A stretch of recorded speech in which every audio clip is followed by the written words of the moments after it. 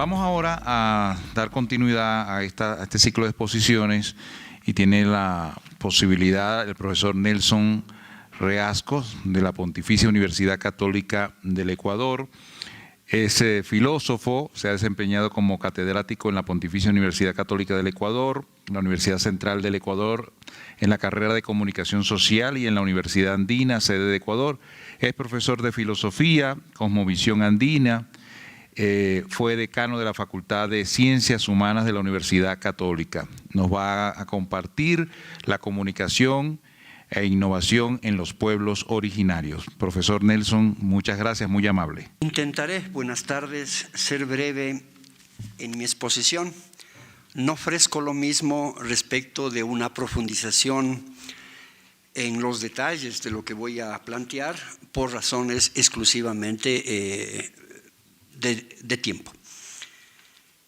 Las ciencias sociales y de modo particular la nueva epistemología vienen diferenciando en los últimos tiempos lo que podríamos llamar la colonia de lo que llamamos la colonialidad. La colonia como concepto alude a ese larguísimo periodo histórico y político que inicia en el siglo XVI con la Europa conquistadora, fundamentalmente de poblaciones en América Latina. Esa es la colonia. La colonia finalizó con el proceso de independencia entre finales del siglo XVIII y las primeras décadas del siglo XIX. No obstante, la colonia como momento de dominación y conquista en el mundo entero aún es vigente. Sin embargo, se entiende por colonialidad no el período de conquista y dominación, sino las características entitativas que esa colonia dejó en la población, hablando de nosotros, de América Latina.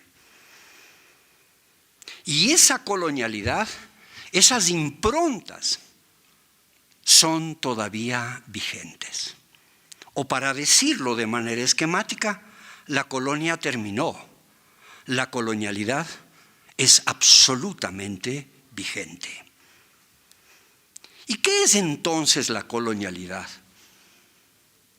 Es esa presumible superioridad étnica que el dominador y conquistador impone en América.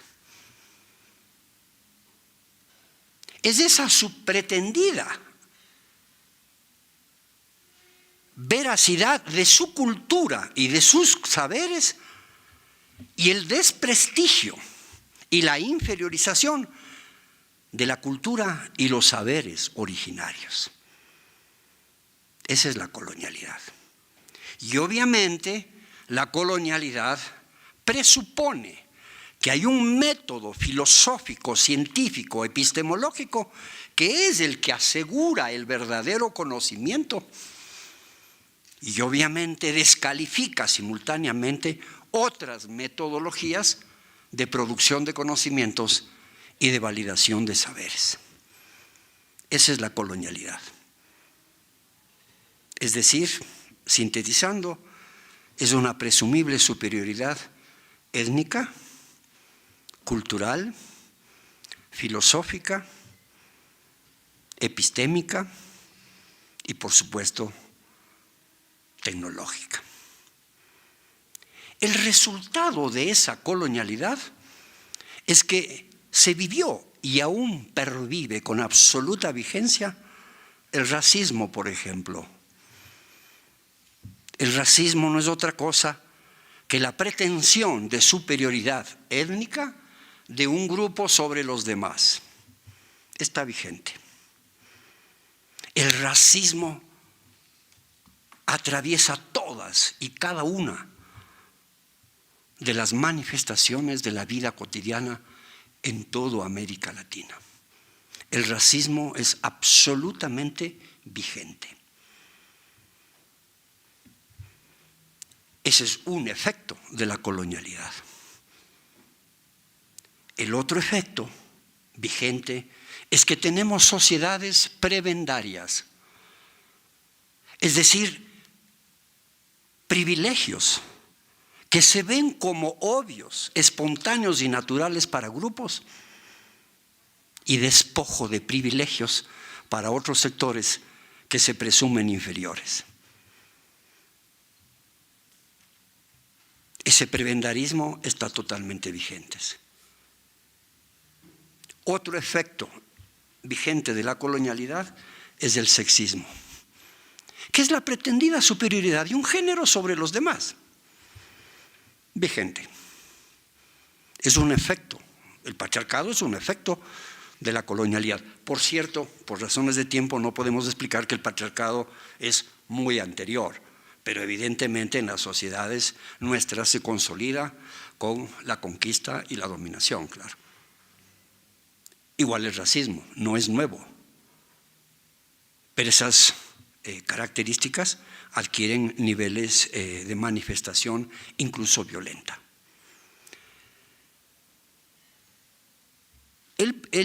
La colonialidad tiene otro efecto y es la discrecionalidad autoritaria, que consiste básicamente en lo que todos vivimos o todos padecemos, que el poder es siempre duro, violento, severo con los débiles y en cambio es servil con los fuertes, con los poderosos. Esa colonialidad está perfectamente vigente. Y esa es la razón por la cual los pueblos originarios, que no indígenas, por cierto, los pueblos originarios, las sociedades originarias de América, estuvieron y siguen en la invisibilización y en la inferiorización. ¿Cómo se expresa esto, por ejemplo? En que los saberes, variados saberes de distintos ámbitos, siguen considerados como no científicos, que no están validados, etcétera, porque no se ajustan a una presumible episteme que reconocemos como válida y científica. Solo citaré un ejemplo. El conocimiento occidental, legítimo por cierto, válido por cierto, extraordinario por cierto, porque ese no es el tema, es generalmente un conocimiento de autor. Es un alguien, no es exactamente así, porque es fácil ver que la filosofía de Hegel, por ejemplo, no es solo de Hegel, o que las ideas más originarias de Kant no le pertenecen solo a Kant, pero en la cultura occidental se privilegia la autoría individual de las ideas. En América Latina, en los pueblos originarios, no hay autor. El saber es un producto sin autoría. O si ustedes quieren, es un saber de propiedad colectiva. Y su proceso de aprendizaje, su proceso de socialización, en realidad tendríamos que manejar la palabra de interaprendizaje. No se aprende uno de otro, sino uno con el otro. Es otra metodología. Y esa metodología de interaprendizajes, por ejemplo, implican necesariamente procesos de participación horizontal. No quiero profundizar en ello por obvias razones, pero lo que me encantaría es señalar que la decolonialidad ha sido perfectamente señalada por muchísimos autores. Y entonces en las ciencias sociales en América Latina, no en todas y no de manera homogénea como es obvio, se está planteando el proceso de decolonialidad.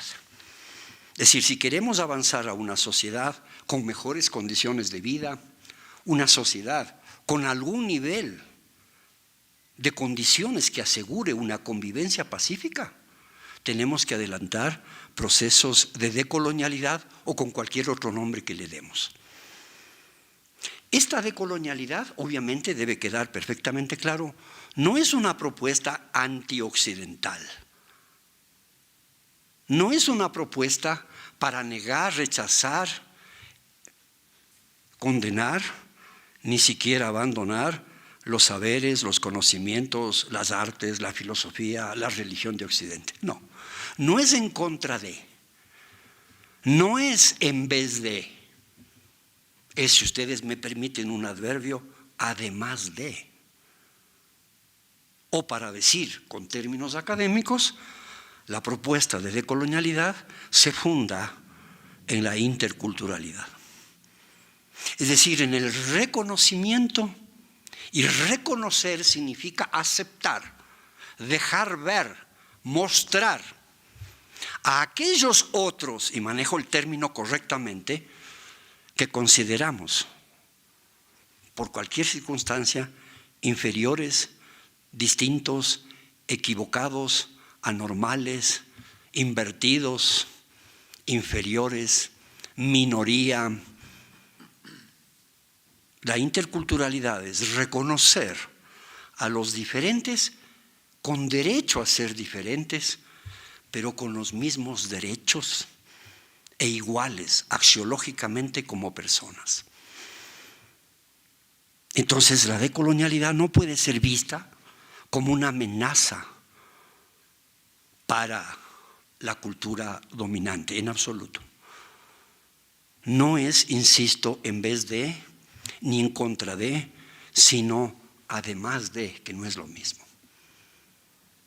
Por eso no viene al caso, pero me gustaría citar un ejemplo que algunos intelectuales indígenas, que tenemos muchos por cierto, ¿verdad? Pero como prueba de la invisibilización les invitamos poco. Muchísimos intelectuales indígenas, justamente con esta idea de el además de, a la cosmovisión andina les llaman pachasofía. Y no es un error lingüístico, es una postura de convivencia pacífica, de que a su cosmovisión, a su concepción del mundo, de la vida, del cuerpo, le van a denominar con una palabra suya y con otra de la cultura dominante o dominador en su tiempo. Pachasofía. Obviamente hay muchas discusiones al respecto, pero solo muestra un poco la idea de que no es en contra, sino además de. Muy bien. Esta decolonialidad evidentemente está muy avanzada en planteamientos de educación, de salud y de comunicación.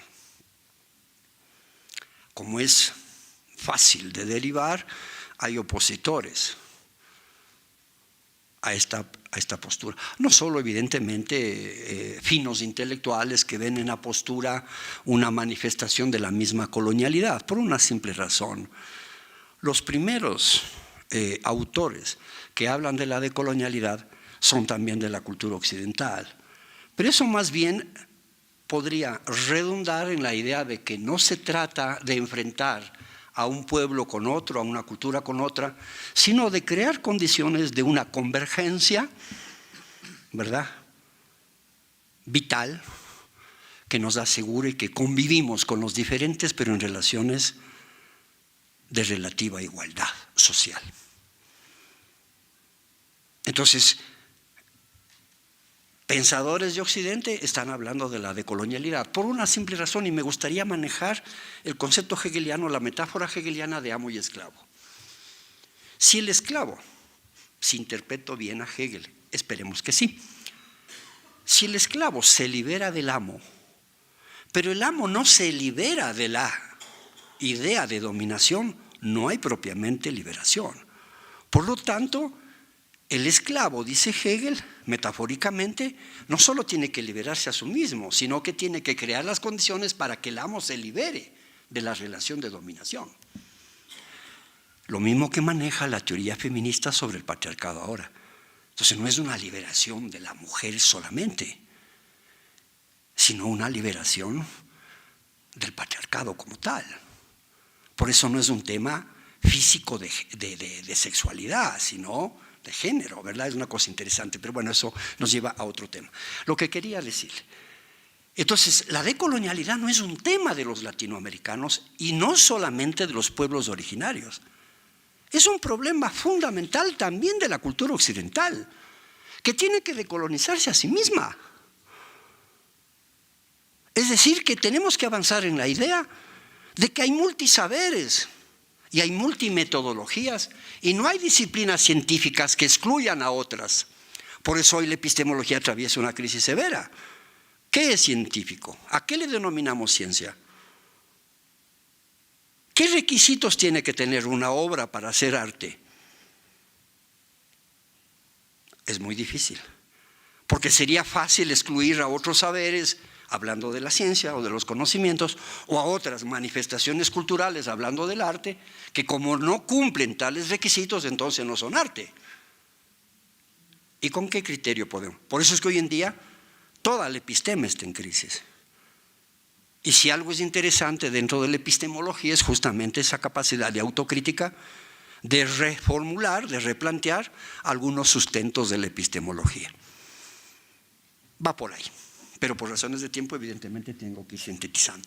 Entonces, ¿qué es lo que se mira, qué es lo que se plantea desde los intelectuales de América Latina, pero vamos a manejar ese término de los años 70, ¿verdad? Althuseriano, de los intelectuales orgánicos, o sea, cercanos y comprometidos con los grupos sociales excluidos, ¿verdad? ¿Qué es lo que se viene planteando?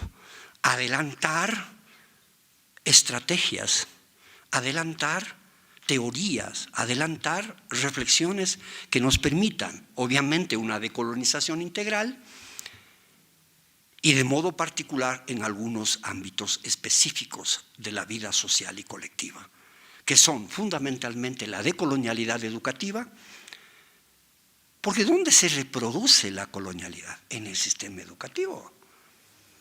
Todos aprendemos del descubrimiento de América. Eso es colonial, porque no se descubre lo que está habitado. Tan simple como eso. Pero alguien podría decir, es un descubrimiento para los europeos.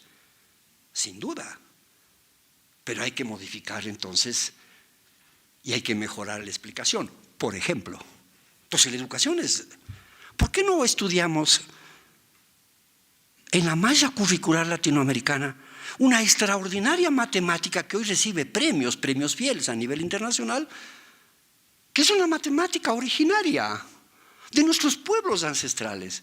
Y que curiosamente mucha gente ni ha oído la palabra, se llama matemática de la cruz cuadrada. Pero esa matemática no está en la malla curricular.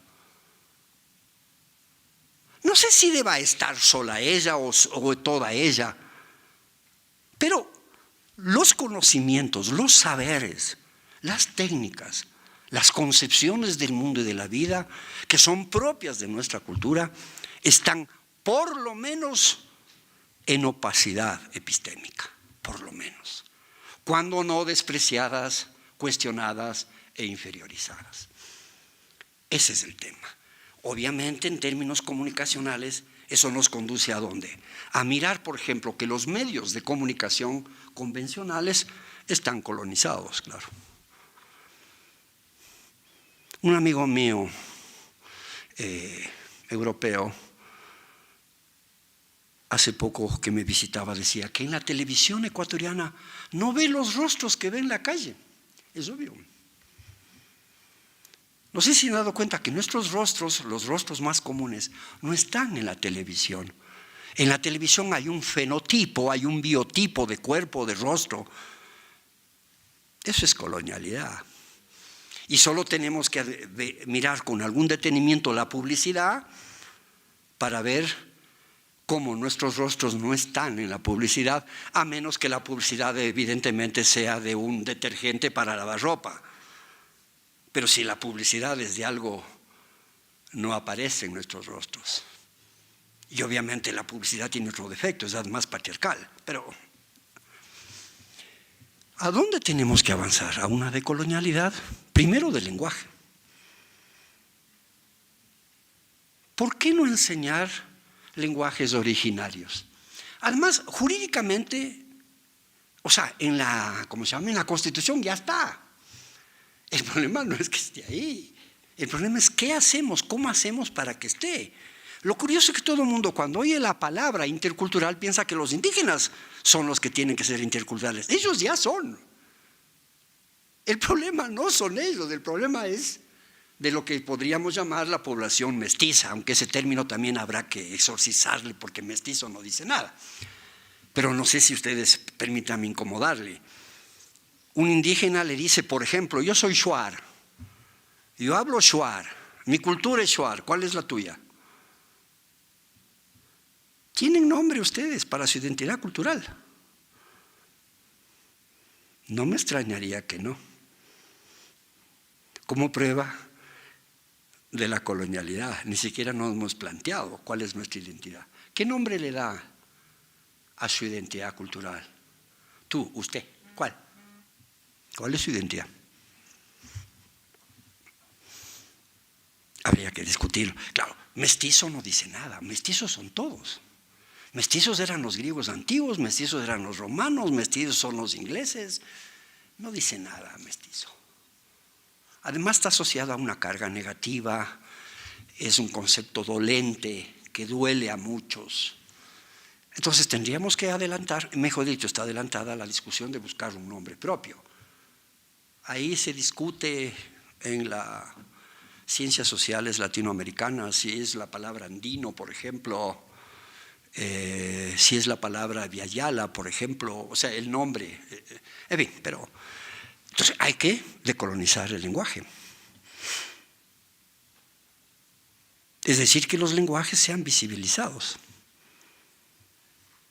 Eso significa, entre otras cosas, que la enseñanza tiene que hacerse en las lenguas originarias. ¿Por qué no hacerlas?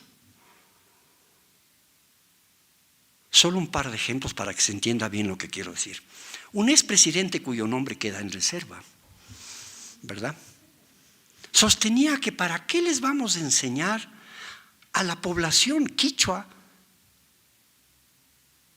contenidos en su idioma, si ya hablan quichua. Entonces, si hablan quichua, ¿para qué?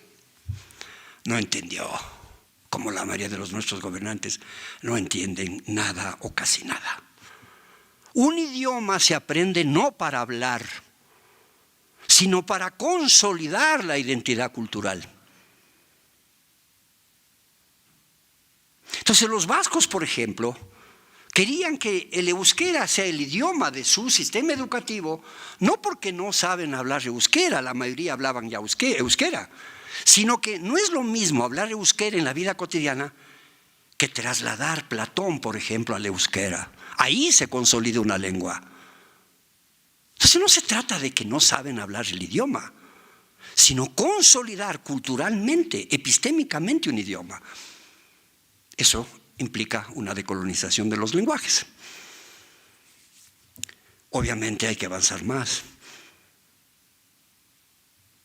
Que los medios convencionales de comunicación abandonen el racismo disfrazado de interculturalidad. Porque la ley ecuatoriana obliga a los medios a tener un porcentaje de programas con contenidos interculturales. Entonces una cosa interesante es cómo aparecen los pueblos indígenas, los pueblos originarios, cómo aparecen en los medios. ¿Solo bailando o en fiestas? Pero cuando son sujetos políticos de reclamo, allá no aparecen. Gracias. Eso es colonialidad. Entonces les folclorizamos, claro. Por eso es tan importante el tema de la interculturalidad asociado al tema de la decolonialidad. Termino. Podría ser interesante apostar a los medios comunitarios. Sí. Que funcionan bastante bien. Sobre todo en las zonas rurales, como muchos de ustedes deben conocer, ¿verdad? Pero podríamos intentar que esos medios también se visibilicen en otros ámbitos sociales. En fin, pero tendríamos que hablar mucho más de cómo ir construyendo una sociedad diferente, porque en última instancia lo que estamos defendiendo es la vida. La vida es lo único que importa. y obviamente una vida de calidad. Y la que tienen los pueblos originarios y la que tenemos muchos de nosotros es una vida amenazada, es una vida de mala calidad y no la merecemos. En fin, habrá tiempo para hablar. Gracias.